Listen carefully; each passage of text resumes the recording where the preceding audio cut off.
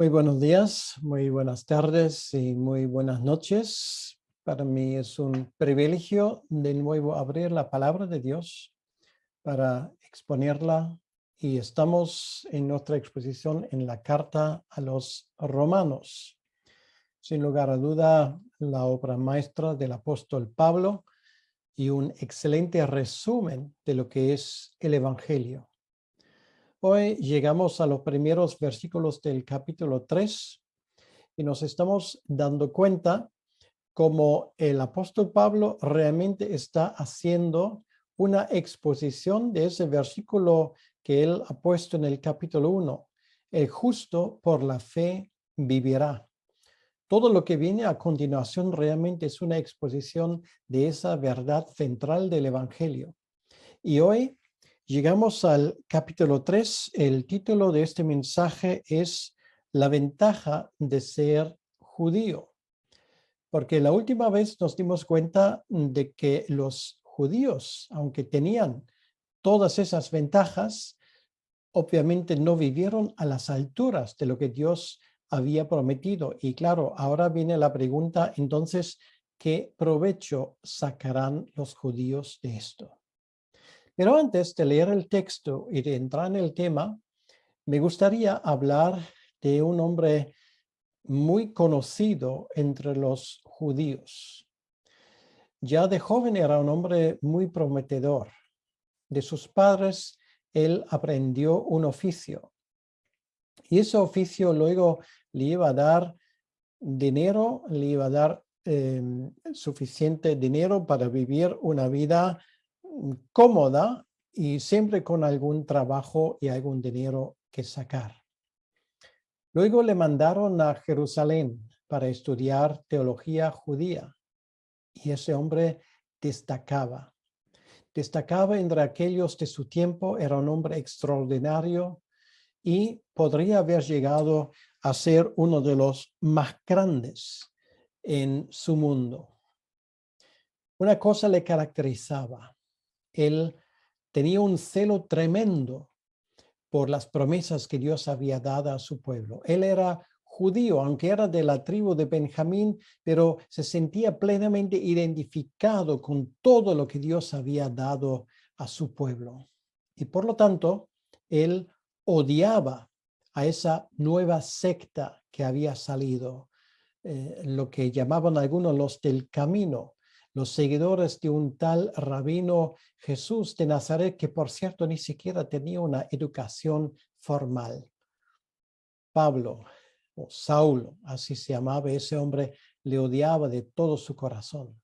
Viajó a Damasco con pleno poder en su bolsillo para realmente extirpar esa plaga como él entendía de sobre la faz de la tierra. Él ya no quería tener ningún tipo de misericordia con esa gente que en su opinión había venido para destruir la fe de sus padres y de sus antepasados. Camino a Damasco ocurrió algo inesperado. Teniendo los plenos poderes para acabar con los seguidores de Jesús de Nazaret en Damasco, de repente a mediodía, él vio una luz resplandeciente, cayó de su caballo, que seguramente era un caballo donde él cabalgaba, y cayó al suelo.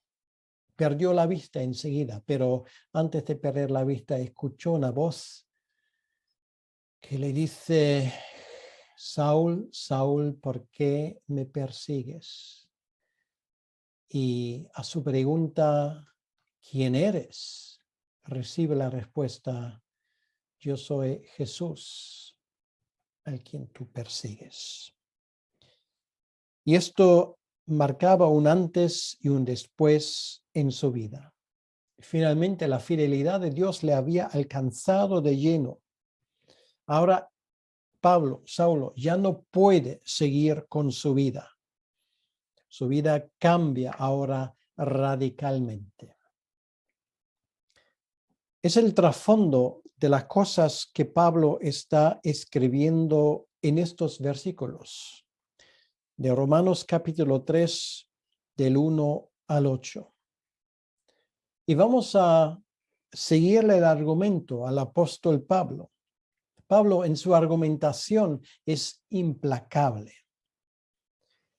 Estábamos estudiando en el capítulo 1 cómo los gentiles no tienen la palabra, que no tienen la palabra de Dios, son culpables porque rechazan lo que Dios les ha revelado a través de su conciencia y a través de la creación. No tienen excusa. Sí, es cierto, lo que saben no es suficiente para salvarse, pero es suficiente para condenarlos. Y luego, entre los gentiles hay los que se sienten moralmente superiores a los demás. No había pocos de este tipo entre los griegos. Sus grandes filósofos eran de este tipo.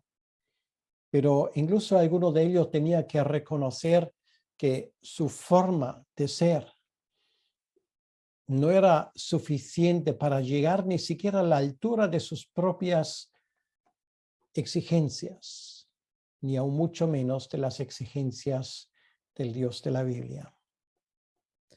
Y luego, finalmente, en el capítulo 2, él llega a los judíos. Son culpables porque tienen la palabra de Dios, pero no obedecen a esa palabra.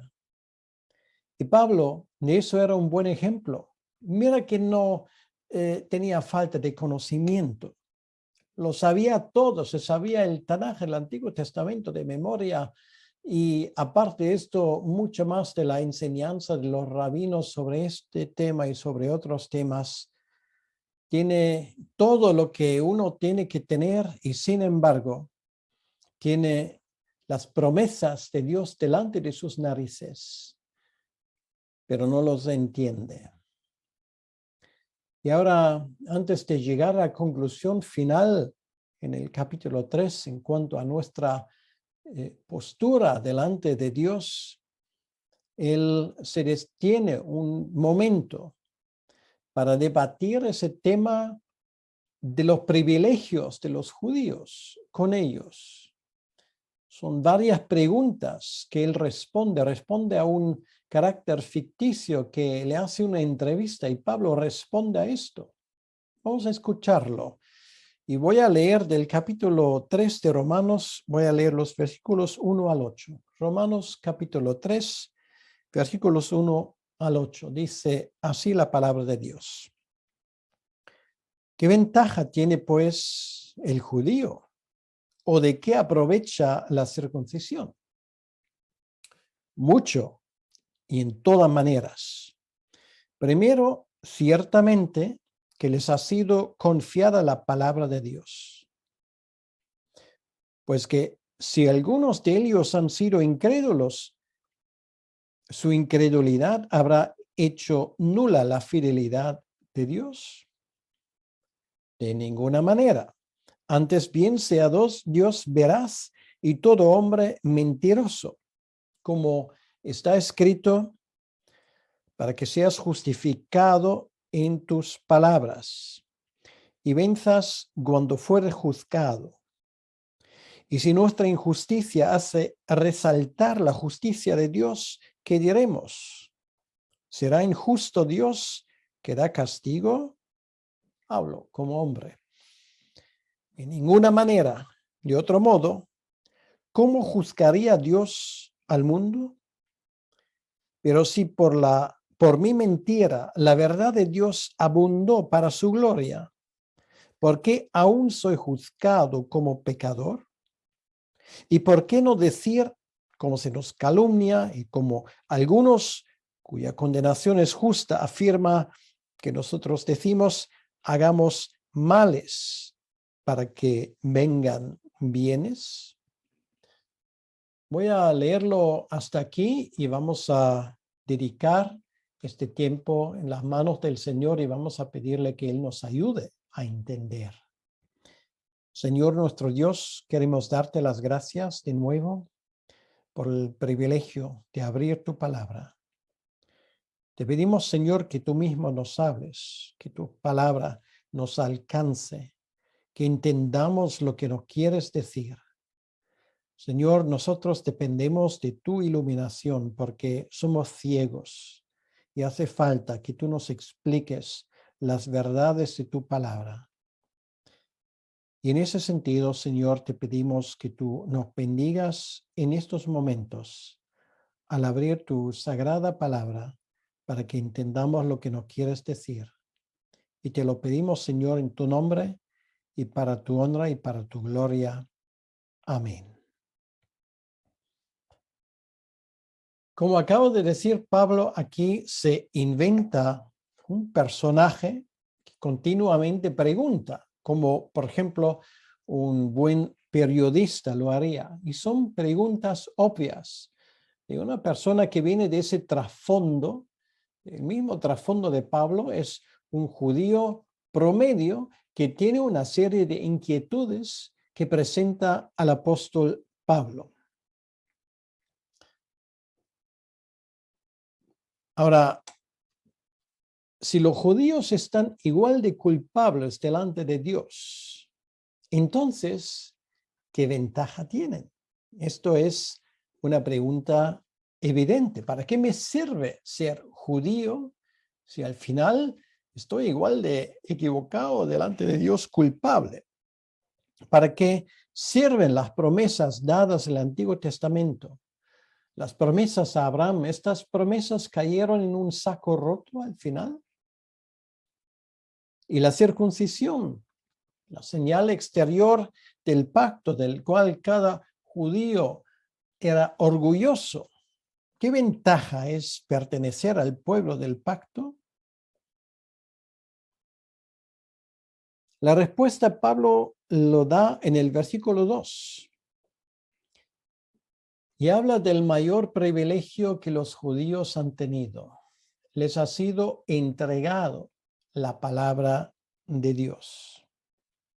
Poco a poco, a través de los siglos, Dios había añadido más cosas a esa revelación.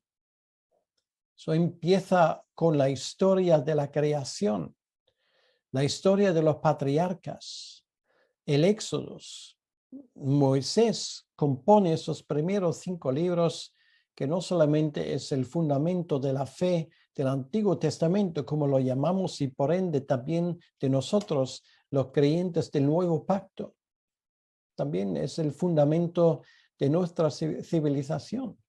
No hay una civilización occidental sin esa revelación, lo que algunos llaman judío-cristiana.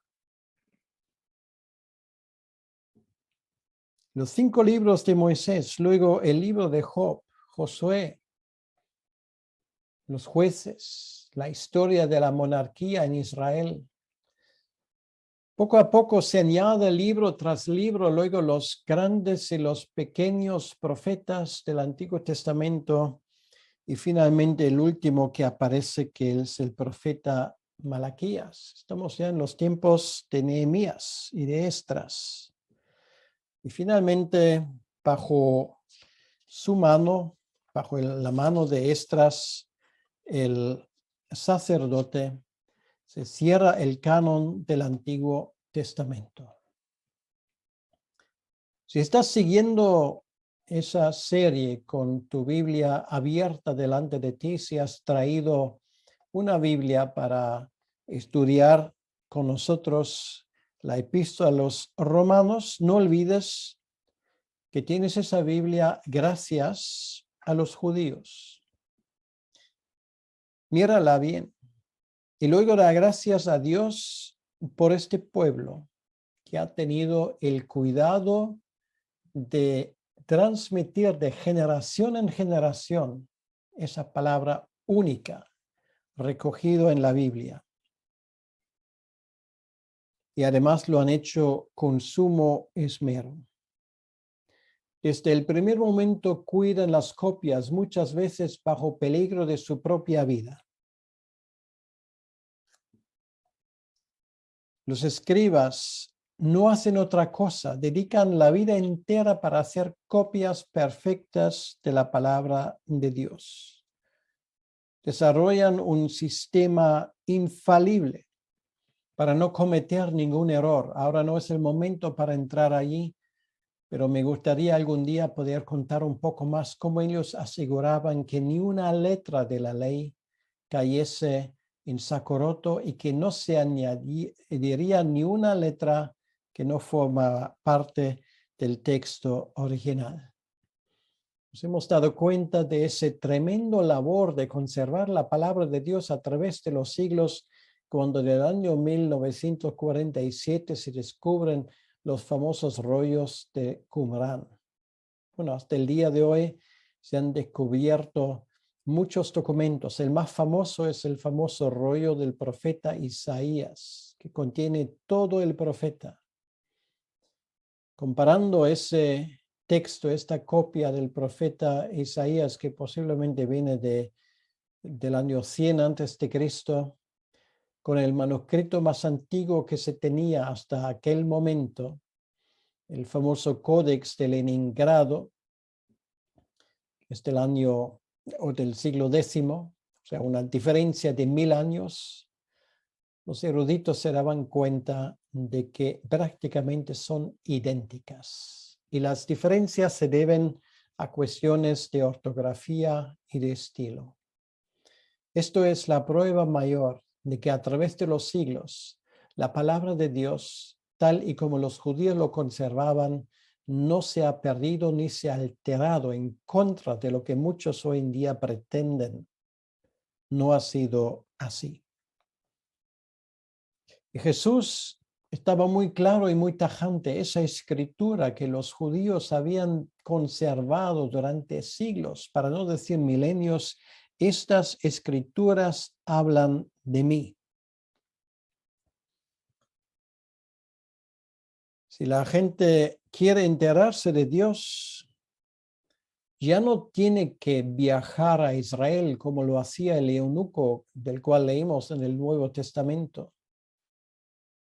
O, por ejemplo, la reina de Sabá que vino a visitar a Salomón para enterarse de su sabiduría dado por Dios.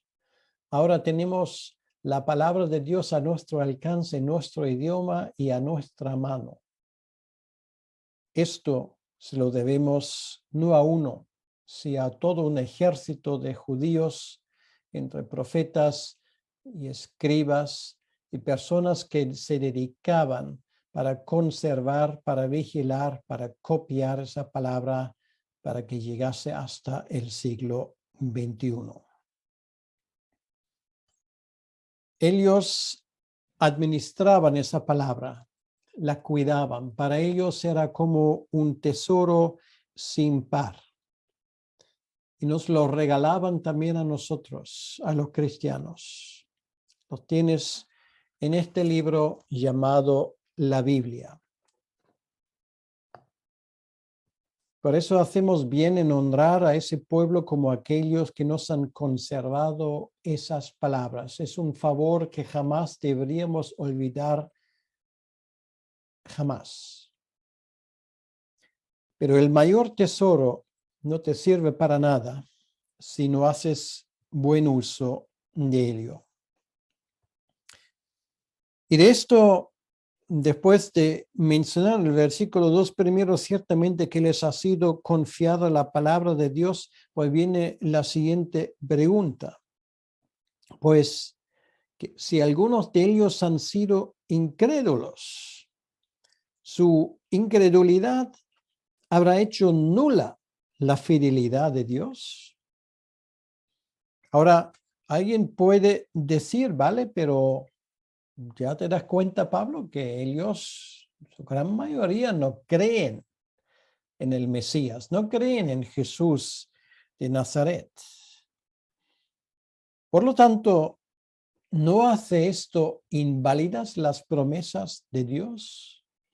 Quiere decir que en su inmensa mayoría Dios ha fallado, obviamente, o algo ha fallado entre el pueblo en la transmisión, en su forma de creer, porque te das cuenta que la gran mayoría, ahora en el momento cuando se escribe la carta a los romanos, unos 26 años después de la resurrección de Jesucristo, la gran mayoría, la inmensa mayoría de los judíos no cree en el evangelio de Jesús de Nazaret.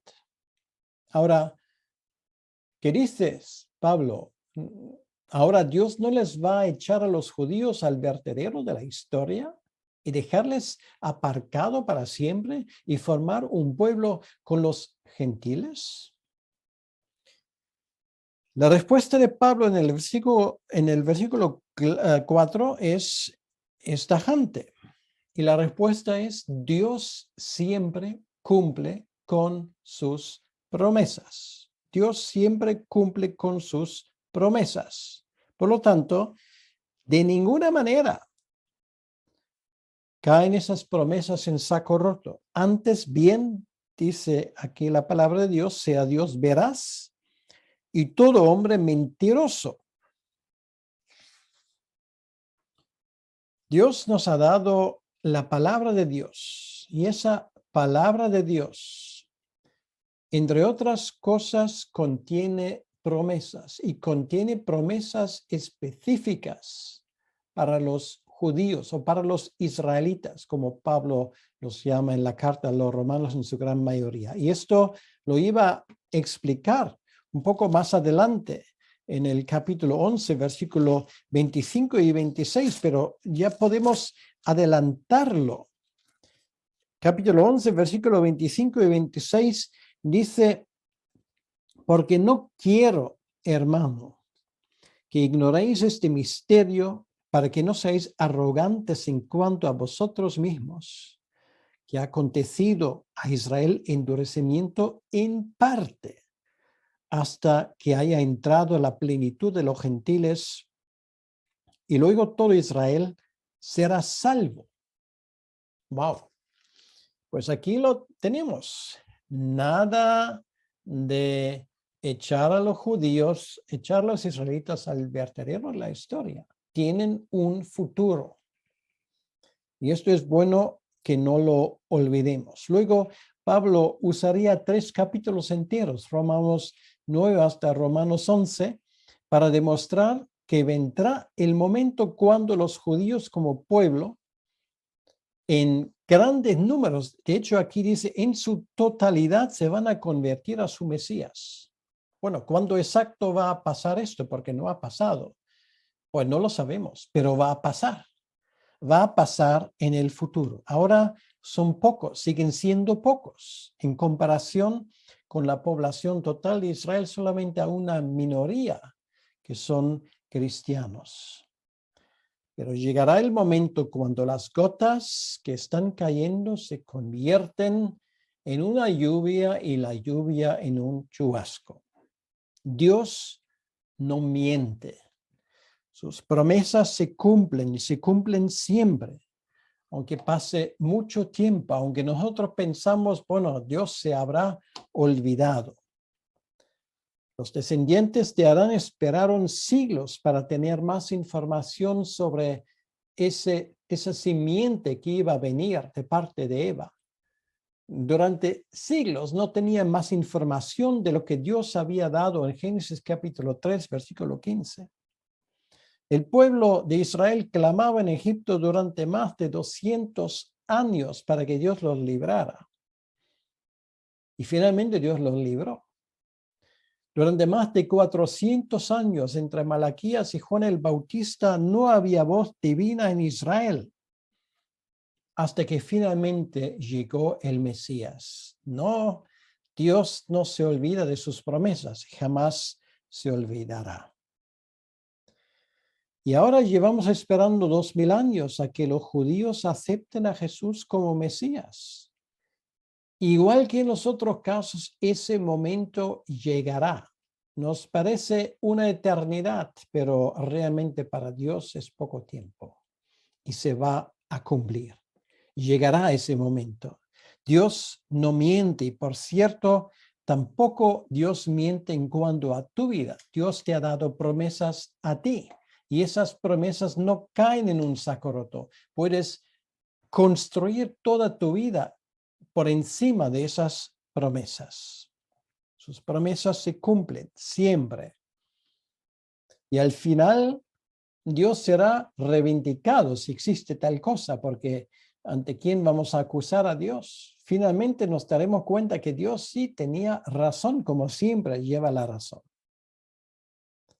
Y al final serán los hombres que se darán cuenta que son mentirosos, que se han equivocado, que no tenían suficiente paciencia. Muy bien, hasta aquí, pero nuestro pesado de turno hace preguntas continuamente, todavía no ha llegado a su final. Sigue preguntando. Y llegamos al versículo 5, donde leemos: y si nuestra injusticia hace resaltar la justicia de Dios, ¿qué diremos? ¿Será injusto Dios que da castigo? Hablo como hombre. Bueno, esto es la pregunta. O sea, Dios se glorifica incluso cuando perdona al pecador, que no merece ese perdón. Por cierto, es pura gracia. Porque el perdonar al pecador por la sangre de Cristo, esto demuestra la misericordia divina, su amor. Y Dios se glorifica.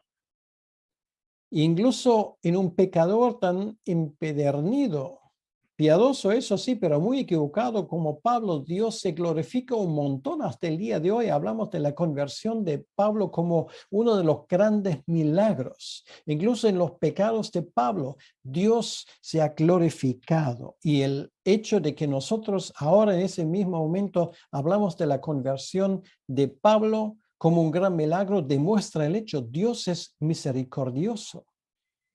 Y lo vemos en su vida.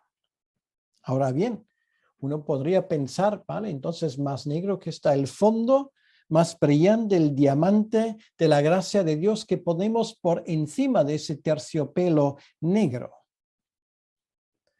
Dios tiene que perdonarme, y más que yo voy a pecar, pues más me tiene que perdonar a Dios, más grande es el milagro, más glorifica a Dios. Por lo tanto, si Dios se glorifica en mi pecado, Dios no puede estar enfadado conmigo, y aún mucho menos con aquel que le rechaza. Pues esto, como dice aquí Pablo, hablo como hombre, esto es nuestra lógica humana. Así pensamos nosotros y no nos damos cuenta ni siquiera que en esa forma de pensar de forma retorcida realmente estamos echando por tierra la santidad de Dios. Esa forma de preguntar, esa forma de seguir preguntando a ver si de alguna manera encontramos un detalle que podemos usar para demostrar que las cosas no son como la Biblia lo dice, esto nos caracteriza a nosotros. Y de nuevo Pablo dice: de ninguna manera. O sea, es imposible que usemos el perdón de Dios como pretexto para pecar aún más. O sea, el que piensa esto demuestra simplemente que con su pensamiento no ha entendido absolutamente nada. De ninguna manera. Y Pablo dice simplemente, si alguien piensa de esa manera, es una afirmación completamente equivocada y errónea.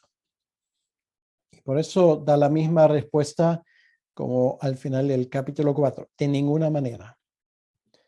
Porque ocurrió una cosa: el hombre es plenamente responsable de su pecado. Tú no puedes echar la culpa de tu pecado a Dios. Y no puedes usar tu pecado, tu rechazo de Dios, tu desobediencia voluntaria, no puedes vestirlo con un manto de piedad y decir, bueno, en mis pecados Dios se glorifica, porque como me tiene que perdonar mucho, pues el nombre de Dios es exaltado aún más.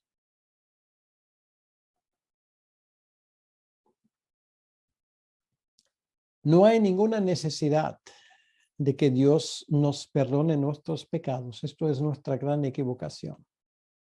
Somos responsables de nuestros actos. Y no hay una conexión. No es inevitable que Dios nos perdone. Dios no está obligado a perdonar a nadie. Y la cosa extraña no es que Dios perdona a unos y a otros no, sino que Dios perdona incluso a una sola persona, porque Dios no está obligado para nada. Dios nos podría condenar a todos y haría exactamente lo que su justicia exige. Vale la pena pensar en ello. Y por eso, como también Pablo dice en ese versículo 6, por eso habrá un juicio divino. La Biblia habla de ese juicio venidero que viene al final de los tiempos. La Biblia nos habla de este juicio universal, pero no nos habla de la salvación universal. No es así que automáticamente todo el mundo al final se salvará. No, solamente se salvarán algunos. Pero esto no ha sido la última pregunta. El pesado sigue preguntando y viene ahora con otra pregunta en el versículo 7. Pero si por mi mentira la verdad de Dios abundó para su gloria, porque aún soy juzgado como pecador. Esa pregunta, ya nos hemos dado cuenta, es muy similar a la pregunta anterior, pero es más personal. Viene de la misma raíz que pretender que ya que Cristo me perdona, puedo vivir más o menos como me da la gana. De hecho, hay algunos creyentes, y yo he conocido a algunos que tienen esa feliz idea. Bueno, lo importante es que Dios me haya perdonado por la sangre de Cristo. Ahora, a partir de ese momento, incluso si yo sigo viviendo a mi manera, vamos a decirlo de forma muy benévola, ¿qué pasa? Dios de todos modos me va a perdonar y tengo mi salvación eterna, así que no me va a poder pasar absolutamente nada. Incluso se ha inventado la categoría de cristiano espiritual a diferencia del cristiano carnal, como si esto fuera una opción. Y es una de las mayores equivocaciones en la teología evangélica. Si tú crees este cuento, pues tengo malas noticias para ti, no hay tal cosa. Eso del cristiano carnal como una categoría posible es un cuento de hadas. Es el argumento que en ocasiones se levanta por parte tanto de católicos como de evangélicos. La persona que vive a su manera y vive como le da la gana y cree encima que Dios en esto se glorifica, se está equivocando. Y demuestra con esa actitud simplemente una cosa, que nunca ha nacido de nuevo. Ahí está el tema. El que entiende el evangelio y la gracia divina jamás pecará a la ligera. Cualquier pecado es algo que nos preocupa y nos concierne. Y jamás deberíamos hacerlo a la ligera. Y hay mucha gente hoy en día que le dice, bueno, estamos bajo la gracia, pero no bajo la ley. Pues mi querido amigo, si piensas esto, tengo muy malas noticias para ti. Escucha lo que Pablo dice en el versículo 8. ¿Y por qué no decir, como se nos calumnia y como algunos cuya condenación es justa afirma que nosotros decimos, hagamos males para que vengan bienes? En otras palabras, como Dios nos perdona, de todos modos, bueno, puedo permitirme ciertas libertades. El que dice algo así no ha entendido nada. Y realmente lo que Pablo dice aquí, cómo se nos calumnia, es decir, como algunos lo dicen, que nosotros enseñamos, y como algunos como condenación es justa, afirma que nosotros lo decimos. O sea, están mintiendo, porque Pablo no predicaba tal cosa. De esta manera, Pablo rechaza el falso evangelio, entre comillas, que lo más importante es creer y a Dios no le importa el resto. Es una herejía, para decirlo de forma muy clara. Sí que a Dios le importa cómo vivimos. Y una persona que después de conocer a Cristo no usa el resto de su vida para glorificar a Dios y ponerse a sí mismo en segundo lugar, en vez de seguir a sus propias quimeras y sueños, intentando saltarse las normas de Dios a la torera, pues se está equivocando mucho. Quien piensa así solamente demuestra que no ha entendido nada y no ha entendido lo que es el Evangelio y lo que implica. Y con esto vamos a llegar a la conclusión. Y ahora vamos a hablar de ti y de mí. Y espero que me perdone que me dirija de forma tan directa a ti. Dios te ha dado su palabra. Lo tienes en la mano. Sabes lo que contiene. Sabes lo que Dios exige de ti. Hasta aquí debería estar medianamente claro que no tienes excusas delante de Dios. Que Dios no está obligado a perdonarte nada. Y sin embargo lo ha hecho. Te ha dado nueva vida en Jesucristo. Te ha dado promesas de vida eterna. Te ha acogido a su familia. Y por lo tanto, si esto ha pasado en tu vida, porque esto es la condición, no puedes tener una actitud ligera ante lo que Dios odia. Dios odia el pecado. Y no podemos usar el pecado como pretexto para que la misericordia de Dios parece aún más grande cuando nos tiene mucho que perdonar. No nos equivoquemos y te pido que no te equivoques. Esa actitud simplemente demuestra que sigues sin entender nada. El que sabe cuándo le ha sido perdonado jamás tendrá esa actitud. Es todo lo contrario. Procura con la ayuda de Dios y su Espíritu Santo que mora en el creyente de vivir en obediencia a Dios, que sí que vamos a fracasar por aquí y por allá, que sí que vamos a cometer pecados, eso es cierto, pero jamás lo haremos a la ligera. Vamos a hacer todo lo posible para que ahora Dios sea glorificado en nuestras vidas, porque no se puede pecar para la gloria de Dios. Lo repito. No puedes pecar para la gloria de Dios. Esto Pablo aquí lo excluye rotundamente. De la misma manera como no se puede mentir para la gloria de Dios.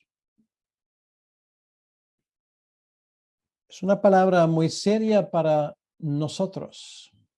Pablo lo excluye y antes de llegar en esa última parte del capítulo 3 a la conclusión de nuestra situación, déjame que te diga esto muy claramente. Ten cuidado con que no te pase lo mismo que a muchos, como Pablo nos menciona aquí, ha pasado. Tener la Biblia, tener la palabra de Dios a tu alcance y sin embargo no aprovecharlo. La palabra de Dios siempre nos tiene que animar a vivir en obediencia, en honrar a Dios con nuestra forma de ser. Esa palabra tiene que ser visible en nosotros. Y el creyente siempre va a cuidarse mucho de tener un estilo de vida que no deshonra el nombre de aquel que le llamó de las tinieblas a la luz admirable. Y quiero animarte en este momento a que tú tomes esto en serio, a que tú entiendas de que si la misericordia de Dios te ha alcanzado en tu vida, entonces el resto de tu vida lo vas a vivir para la gloria de Dios. Y si Dios te ha hablado en este momento, si Dios ha revelado cosas en tu vida, dirígete a Él, dirígete a tu Señor y pon todo en orden lo que no está bien. Donde hace falta, pide perdón primero a tu Señor y luego, si has cometido pecado contra tus hermanos o contra otra persona, pídeles perdón a ellos también. Y vas a darte cuenta que un gran peso se te quita de encima. Vamos a dirigirnos a Dios y vamos a pedir que Él nos ayude en esto. Señor nuestro Dios, queremos darte las gracias en este momento para las cosas que acabamos de escuchar de Romanos capítulo 3. Sí, cuán fácil es pasarnos de listo con tu palabra y pensar que somos más inteligentes que tú, que incluso podemos optar por ambas cosas. Por un lado, tener la redención y el perdón de los pecados y por otro lado, seguir con nuestro estilo de vida. Señor, ¿cómo nos comportamos a veces como niños ingratos? Y te pido, Señor, que tú nos ayudes a someternos a tu palabra. Y te pedimos, Señor, que tú nos ayudes a entender lo que nos quieres decir con estos versículos. Sí, nos gusta razonar contigo. Lo que nos conviene no es razonar, lo que nos conviene es someternos a ti. Darte infinitas gracias por la redención que pones a nuestro alcance, por la sangre derramada en la cruz de tu Hijo Jesucristo.